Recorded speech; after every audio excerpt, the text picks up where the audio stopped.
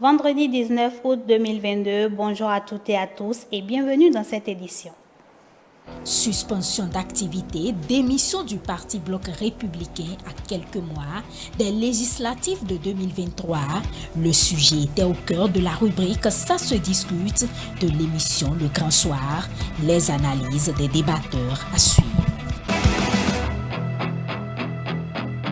Soucieux du bien-être des petits, certains clubs du district 403-4 du Lions Club International ont fait don de farine de bouillie aux enfants malnutris hospitalisés au centre hospitalier universitaire de la mère et de l'enfant.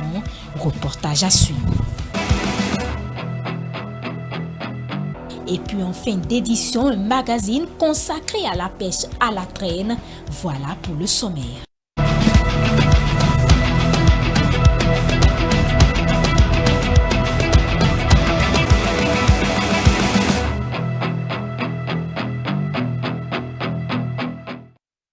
Merci de nous préférer pour vous informer. Le Parti Bloc républicain est sous le feu des projecteurs ces jours-ci. Après la suspension des activités de l'Union démocratique pour un Bénin nouveau au sein de cette formation et par la suite, la démission de Karamatou Fagbon, ex-maire de la ville d'Adjamwéré. Sur le grand soir de ce jeudi, les débatteurs ont opiné sur les raisons avancées par Karamatou Fagbon dans sa lettre de démission et sa décision de rejoindre le Parti du Renouveau démocratique. Le compte rendu avec Jeannot Dopéan.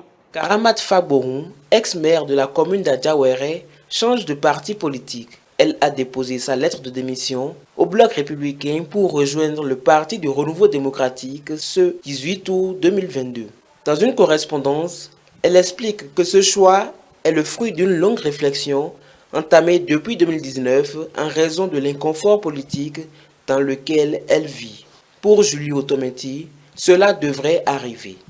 Les conditions dans lesquelles sa destitution ou bien le renversement de chaise a été opéré, il se susurrait que c'est par défaut du management au plus haut sommet du parti politique qui a généré ça. Avec le départ de Abimbola, qui est un élément majeur dans le plateau pour le BR, je pense qu'à un moment donné, le parti s'est trouvé dans cette région quelque peu affaibli. Donc, quand tu es leader politique et que tu te trouves dans cet environnement, tu cherches à revoir très rapidement les cartes pour ne pas complètement disparaître de la scène politique. Pour Delphine Gangana, il semble un peu trop facile de démissionner d'un parti. Celle de Karamatou Fagbon est tout à fait légale. Cependant, il y voit un axe que la loi aurait dû prendre en compte. La démission de Karamatou pose un autre problème pour moi. Le problème, c'est quoi?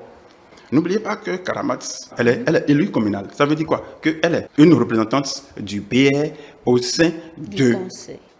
Elle démissionne, mais elle démissionne pour être juste membre de PRD. Est-ce à dire qu'elle a aussi démissionné de son poste d'élu? Non, ça veut dire qu'elle porte, elle est représentante du BR au sein du conseil, mais militante PRD de l'autre côté. Ça pose un problème parce que la loi a bel et bien dit que pour les élections de liste, c'est seulement les partis politiques et que vous êtes allé pour tel parti politique. Donc du coup, vous ne pouvez pas porter, parce que vous ne pouvez pas être membre de deux partis politiques. Quand vous êtes élu pour un parti politique, vous répondez de ce parti politique. Et vous devenez membre d'un autre parti politique, vous répondez encore de ce parti politique. Il fallait prévoir déjà ça en disant que tout élu démissionnaire paie son poste au profit de son suppléant. Et le suppléant, si le suppléant aussi démissionne, ça veut dire que le poste reste vacant parce que vous ne pouvez pas être élu d'un parti politique et être membre d'un autre parti politique. L'acteur politique Mathieu Koko trouve que la période est bien favorable pour de telles tractations. Actuellement, Biochane, le secrétaire national exécutif du BR, est dans une mission normale parce que en tant que premier dirigeant, c'est le moment pour lui donc de faire une tournée pour galvaniser sa troupe pour les prochaines élections. Je ne pense pas que ce sont forcément ces démissions qui l'ont poussé à se mettre sur le terrain. La preuve est qu'il avait déjà commencé sa tournée avant que tout cela n'arrive. Donc, si il a vu ça venir, et peut-être qu'il n'a pas pu arrêter ça, donc je crois qu'ils ont intérêt à ce que tout revienne dans l'ordre avant que 2023 ne nous surprenne. Selon les débatteurs, ces départs successifs qui interviennent à quelques mois des législatives ne sont pas sans impact sur le bon fonctionnement de cette formation politique. Ces différents mouvements au sein du parti du cheval cabré font fureur un peu partout et les citoyens opinent sur l'actualité. Ruth Ronjo et Isaac Mongbo se sont rendus dans un kiosque de journaux à Cotonou pour prendre l'avis de quelques citoyens. Reportage. Il est 9h40 ce jeudi 18 août 2022.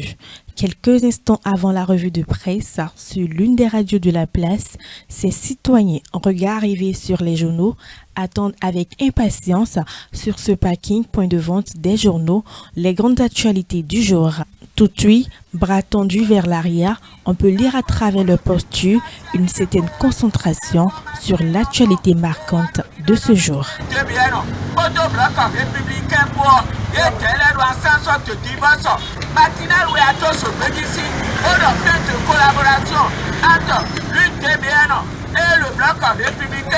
Le parti politique UDBN, dirigé par l'honorable Claudine Afiavi-Prudencio, a mis fin à sa collaboration avec l'EBR, une actualité qui n'a pas laissé indifférents ces citoyens béninois qui, quelques instants avant la revue de presse, étaient tous préoccupés par le sujet. Je viens de constater ça, tout juste, mais moi j'étais surpris.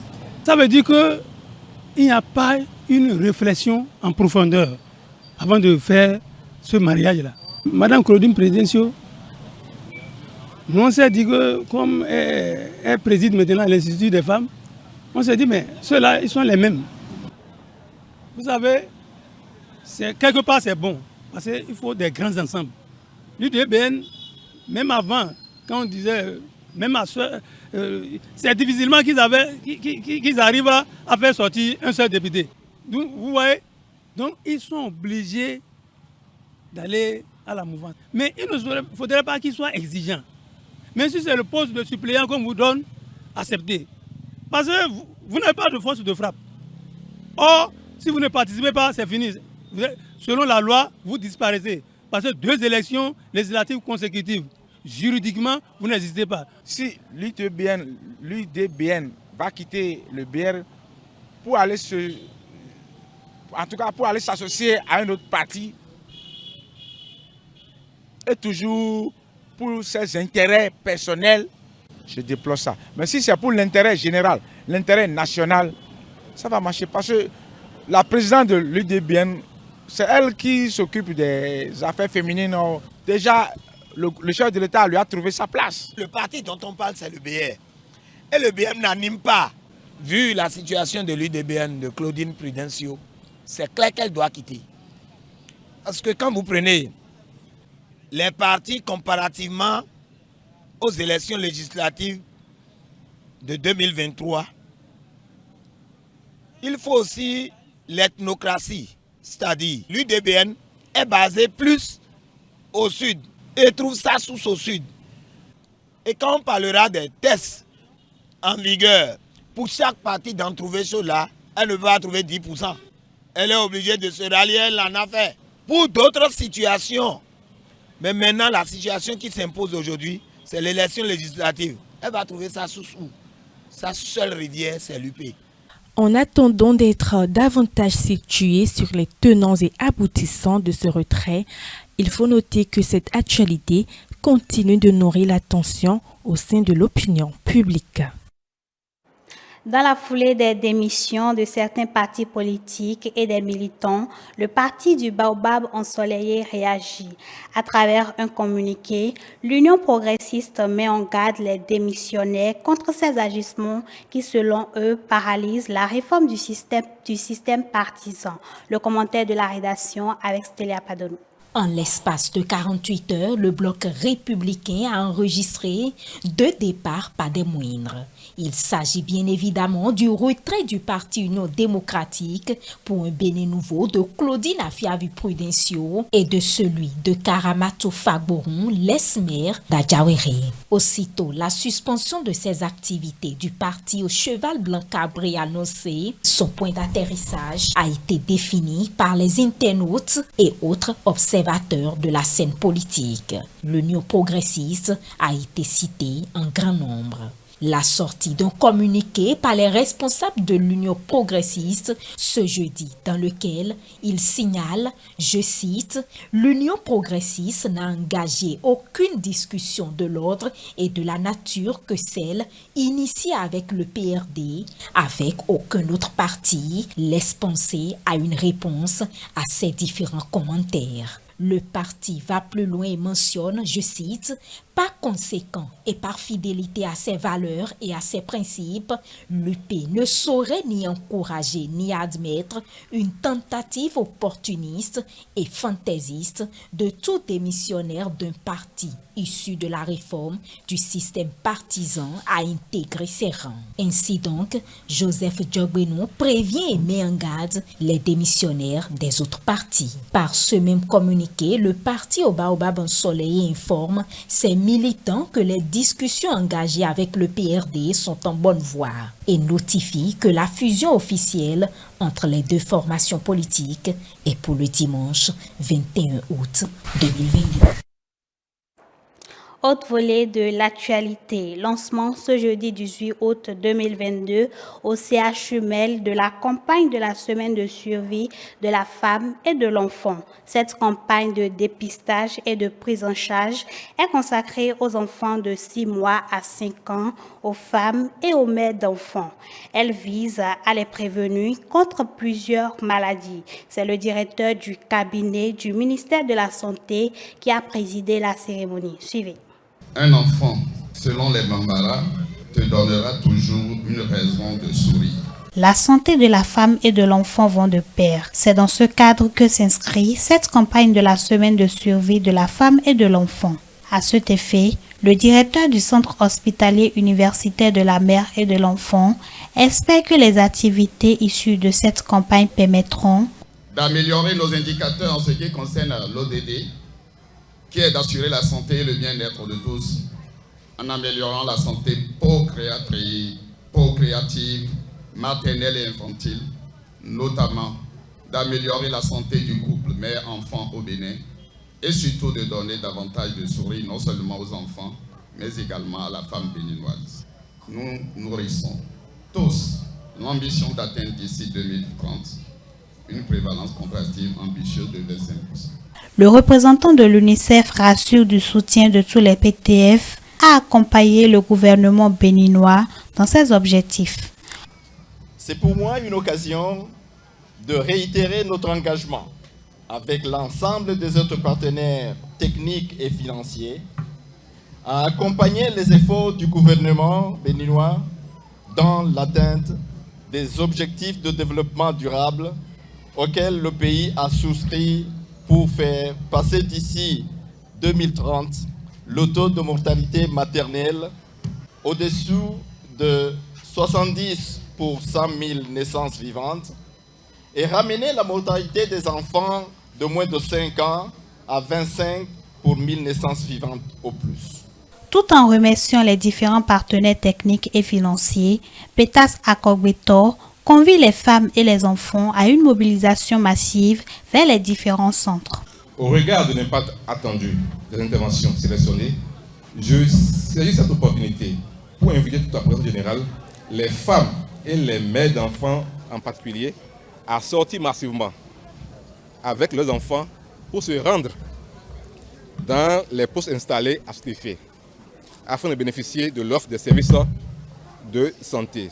Cette semaine qui court du lundi 22 au samedi 27 août 2022 et qui consacre à la femme et l'enfant va permettre de mener des activités telles que le dépistage du cancer du sein et du cancer du col de l'utérus chez les femmes et les mères, l'administration de la vitamine A et surtout le dépistage et la prise en charge de la malnutrition chez les enfants de 6 à 59 mois. Ce même jeudi, certains clubs du district K103A4 du Lions Club International ont fait don de farine de bouillie aux enfants victimes de malnutrition hospitalisés au CHUML de Cotonou. Reportage. Le Lions Club International, à travers les clubs Cotonou Fadoré, Cotonou Cocotier, le Léo Club App de Vie et le Léo Club Étoile Dorée a fait un don aux enfants dépistés positifs à la malnutrition. C'est avec un réel plaisir et un grand soulagement que nous avons pu exécuter cette œuvre ce matin. Et je remercie les amis des différents clubs qui se sont mobilisés ce matin pour que nous puissions exécuter cette œuvre à la grande satisfaction des membres de l'hôpital et pour la joie des enfants, qui pourront quand même un temps soit peu être mieux nourris. L'hôpital CHUML dépiste tous les jours des enfants malnutris ici et ont grand besoin de l'apport de nutriments, de lait, de farine pour aider ces enfants à bien croître. Alors c'est un acte essentiel que nous venons de poser aujourd'hui et nous invitons les autres clubs Lyon qui n'ont pas pu participer à cette œuvre aujourd'hui de venir la prochaine fois pour que l'œuvre soit encore avec un grand impact. Le chef-service du centre hospitalier universitaire de la mère et de l'enfant explique comment se déroulent les activités dans le centre, tout en remerciant ce geste de bienveillance posé par les membres du Lions Club. Je voudrais d'abord signaler que nous sommes au lancement de la semaine de la femme et de l'enfant.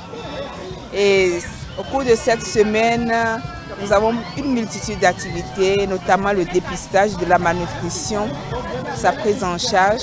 Nous avons identifié des enfants qui étaient malnutris. Donc nous leur avons remis des farines infantiles que les clubs du Lions Club nous ont amenées.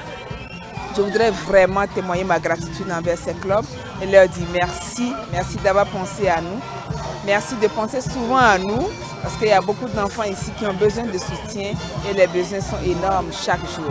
Les enfants qui parfois, on les dépiste, les parents ne sont pas capables de s'acheter les farines pour sortir les enfants de l'état de malnutrition. C'est pour ça que cette œuvre est vraiment précieuse et nous l'apprécions à son plus haut point. Le président du Lions Club Cotonou Cocotier remercie le CHUML pour les efforts fournis à l'endroit des enfants et les différents partenaires qui soutiennent le club. Je remercie le personnel du centre pour ce qu'ils font à l'endroit des enfants et on leur demande à faire davantage. On remercie le Lions Club International qui nous offre l'opportunité de pouvoir venir au service de ces populations. Et à nos donateurs, nous disons merci de nous donner davantage pour que nous puissions redistribuer à l'endroit des enfants. Notons que le Lions Club International est une organisation d'aide sociale qui regroupe des hommes et des femmes qui donnent leur temps et leurs efforts pour répondre aux problèmes localement et dans le monde. Un dernier élément dans cette édition.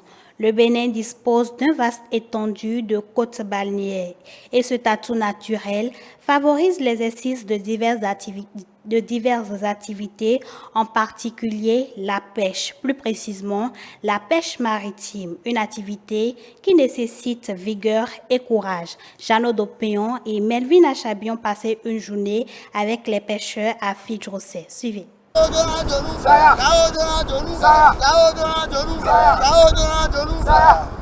Cela peut sembler être un jeu de tir à la corde, mais celui-ci est bien particulier.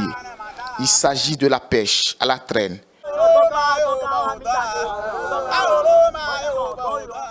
Il se joue entre ces jeunes habitants de Fidjrosset et le filet de poisson déposé en mer.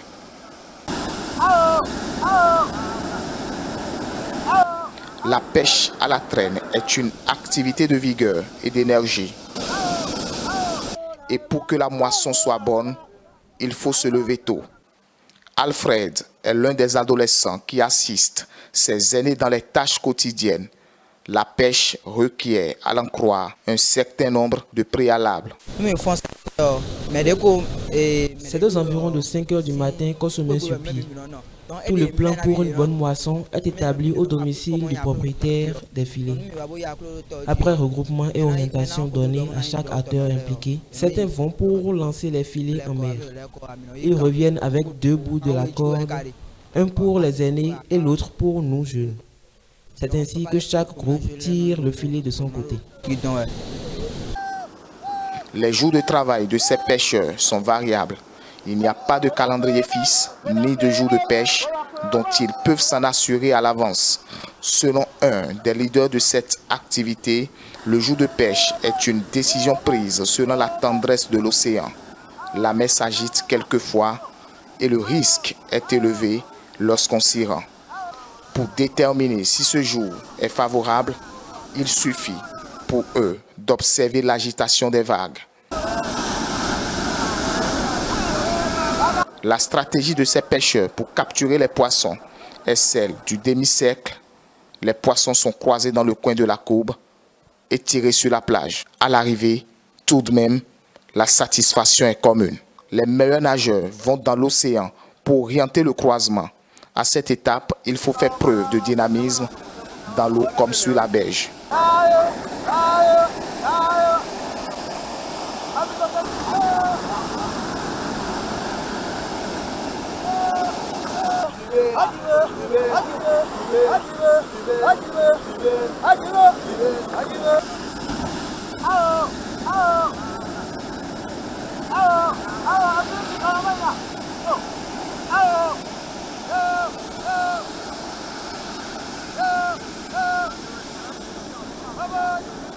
Les poissons sont enfin là, en masse. Une moisson qui fait suite à plus de 10 heures d'efforts physiques. À l'arrivée, tout de même, la satisfaction est commune. Un pari à mi-parcours gagné pour ces pêcheurs. L'autre défi à relever est l'écoulement des produits. Mais comme à l'accoutumée, les poissons pêchés sont très vite cédés aux commerçants habitués des lieux. Après des minutes de négociation entre commerçants et pêcheurs, un accord efficient est conclu. Ces habitués de la pêche peuvent partager de façon équitable le bénéfice. Ça dépend du prix de vente des poissons. Ensuite, on soustrait les dépenses effectuées. Le reste nous revient de 3. On peut se partager 1500 voire 3000 francs chaque. Après des heures d'effort, la journée semble être concluante pour chaque bras valide. Outre le bénéfice journalier, chacun repartira avec une petite quantité de poissons en famille. La passe cédée aux revendeuses suivra diverses transformations avant d'être consommée. C'est sur cet élément que prend fin cette édition. Merci de nous avoir suivis. Retrouvez-nous sur l'ensemble de nos plateformes digitales, notre site internet, le www.etelebenin.com, notre page Facebook, Etele en direct, notre compte Twitter, Etele Live, notre chaîne YouTube, Etele Benin et en direct via notre application iOS et Android, Etele Benin tout simplement. Etele avec vous, pour vous.